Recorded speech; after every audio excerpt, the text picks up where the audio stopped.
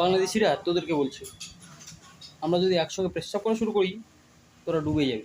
বাংলাদেশিরা আজকাল হয়তো সবাই ফোন নিয়ে সবাই মানে ভিডিও বানানো শুরু করছে। খেয়ে তো আর কাজ নেই, কোনো কাজ পাচ্ছে না। বাংলাদেশ অতটুকু একটা দেশ, কাজ কোথায় পাবে? কাজ তো নেই ওদের। শুধু ফোন নিয়ে টুক করে একটা ভিডিও বানাইলাম, ভারতের নামে দু একটা গালিগালাজ করলাম, ব্যাস ভিউ হয়ে গেল, ব্যাস কিছু পয়সা ইনকাম হয়ে গেল। এটা ছাড়া ওদের তো কোনো কাজ নেই। ভারতের নিন্দা করা ছাড়া ওদের তো কোনো কাজই নেই। করবেটা কি? কিছু কিছু ইউটিউবার, কিছু কিছু পেজের মানে জাস্ট ছাপড়ি ফালতু টাইপের ছেলেপেলেরা খেলা সম্পর্কে কোনো কিছুই বোঝে না যারা, তারা খেলা নিয়ে জ্ঞান দিচ্ছে। তোরা এত যে জ্ঞান দিচ্ছিস, তোরা খেলা সম্পর্কে কতটুকু জানিস? এই যে তোরা যে কথাগুলো বলছিস তার সত্যতা কতটা?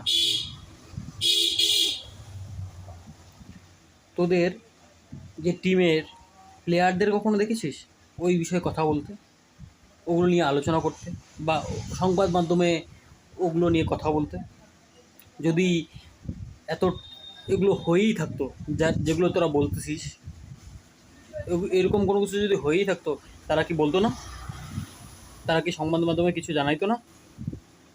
কারণ তারা জানে খেলাটা কিভাবে হচ্ছে, খেলাটা কিভাবে পরিচালনা হচ্ছে, বা খেলাটা কিভাবে খেলতে হয়। খালি মোবাইল নিয়ে ঘরে বসে দু একটা বড় বড় ভাষণ দিলাম আর ভারতকে গালি দিলাম, ব্যাস হয়ে গেল না? বাংলাদেশিদের এত চুলকানি, এত চুলকানি, আর কি বলি। মানে বাংলাদেশিরা হয়তো চায় বাংলাদেশের প্রত্যেকটা ম্যাচ মিরপুরে হোক, প্রত্যেকজন আম্পায়ার যেন বাংলাদেশি থাকে, তাদেরকে ফুল টস বল দেওয়া হোক, যাতে তারা আরামসে খেলতে পারে, আরামসে আমাদের চেস করতে পারে 190 রান, 196 রান বা 200 রান। বাংলাদেশ কোথায় আর ভারত কোথায়? আমরা ভারতীয়রা যদি সবাই একসাথে মুতে দেয় না, বাংলাদেশ ডুবে যাবে, জাস্ট ডুবে যাবে, বুঝলি?